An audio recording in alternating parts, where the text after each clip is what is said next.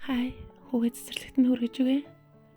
Өчигдөр хүүгийн цэцэрлэгийн багш нь залгаад хүүн 20-ын дотор 3 тоогоор нэмж хасахтай айгүй муу байна. Алдаад байна. Гэртээ сайн бэлдээрэй гэдгсэн. Тэгээд би оройн хүүтэйгээ суугаад тоог нь бодуулах гэсэн чигүй яалтчгүй л алдаад байна. 2 тоогоор болохоор нэмж хасч чадаа та. Тэнгүүрээ 3 тоогоор буруу тоолоод. Тэгээд ер нь л бол буруу хийгээд даан. Тэр чи одоо ингээд цээжээрээ ботчих юм тэр чи яг ингээд асуухлаар цээжээрээ тоонуудын нийлбэрийг мэдээд байгаа хэрнээ ботхоороо ингээд алдаа гаргачаад тэгээд нүг хуруу ашиглаж тоолоод байгаа байхгүй юу? Хуруу тоолоод. Тэгээд намайг 2 гарын хуруугаа ширээн дээр тавьчих гэдгээд байгаа байхгүй юу? Тэгээд хуруу тоолоод. Тэгэд би үгүй тэгсэн чи баг өөрийнхөө хөлний хурууг тоолохны тоолох нь хятадд яг ингээд сургуульд орох хүүхдүүдийн бэлтгэл бүлэг гэж байдаггүй гэсэн. Гэхдээ өмнө нь байдаг байсан гэсэн. Гэхдээ нөгөө сүүлийн үед нийгмийн дарамт хүмүүсийн өрсөлдөөн зэрэг ийм олон шалтгаанаас болоод бэлтгэл ангийг ер нь болиулсан гин л дээ.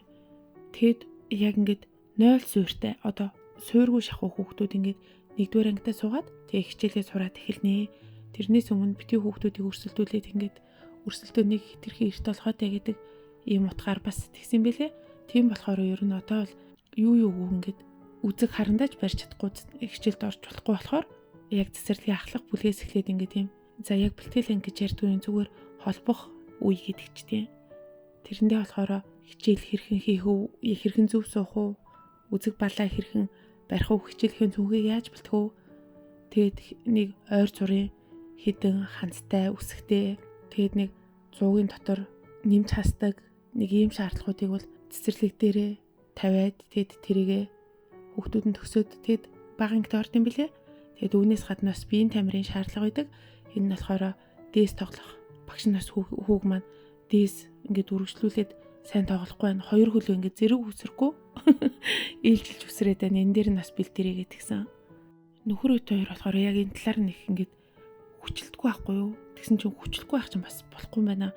Би бас анхандаа юу вэ цэцэрлэглээс тий хүүхэд энэ хүртэл одоо өөрөөр тоглож наадаж эндээсээ таньж мэдэхгүй өөр яах юм гэж бодоод нэг амар хүчилдэггүйсэн байхгүй тэгсэн чи яалтчгүй л багш нь цаанаас нэг л хүүхдүүдээ шахаал хүүхдүүд дунд нь өрсөлдөө үсэл ангийн групп дээрээ хичээлээ хийж игээгээ ингээд талхруудыг ингээд эцэгхийн тавиал сурсан шүлгээ уншуулаад ингээд тахлаар яалтчгүй өрсөлдөө үс чинь амар ядаргаатай.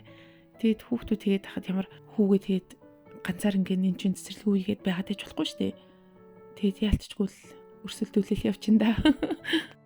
Ууг нь хэдэн жилийн өмнөөс бас ингээл янз бүрийн хэрэгүүд гараад тэгээд энэ өрсөлдөөн ууг нь багасаад байгаа царай гэсэн хэрнээ ерөөсөө багасгүй за улсаас болохоор авж байгаа арга хэмжээнд элдв тийм давтлага ангиуд хичээлэхгүй хүүхэд хичээл дээр юу сурна яаж сайн байна тэрнгээрээ л болно. Ерөөсөө ингээд хажуугаар нь тоо сонгоны ямар нэг ангиуд хичээлэхгүйгээд ингээд хоригдсан байхгүй тэр ангиудыг. Тэгээд хахад ингээд хүмүүс тэл мэдгүй явуулаад байдгийн шүү.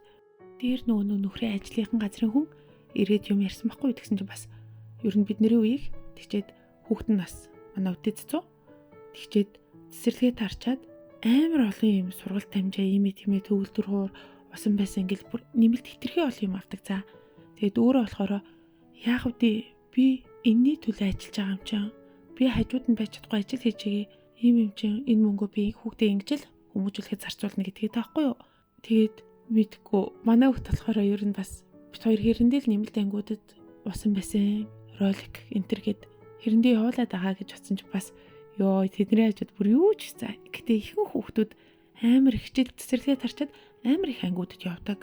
Тэгэд ууг нь ийм дарамтаас болол нэг хэдэн жилийн өмнө бүр хэд хэдэн хэрэг гарсан за одоо жишээ нь ээж нь хүүхдийн хичээлийг ингээд зааж чадахгүй шөнийн 2-3 цаг хүртэл хичээлийн ингээд хойлоо бөөн уйлан байлан болол ингээд суугаад исэн. Тэгэд ээж нь бүр тэсгүй цонхороо өсөрцөн. Тим хэрэг цаа амар дарамттай байгаа сте.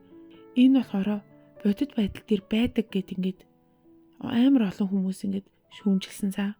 Тэгэд бас өөр хэрэг эцэг ихийн нөгөө нэг багш нь сургууль дээр дуудаад хичээл нь ийм дүнтэй гарчлаа гэд ингэсэн чинь ангийнхаа хүүхдүүд ихэнд ирэхэд ээж нь бас хүүхдээ амар загнаад цохиж мөхөө алгадсан байхгүй юу муу сурлаа гэд тэгсэн чинь хүүхэд нь бүр тэсгүй ингээд бас үсэрчж байгаа байхгүй юу. Тэгэхээр хит төрсөлтөө аял тааз. За бай.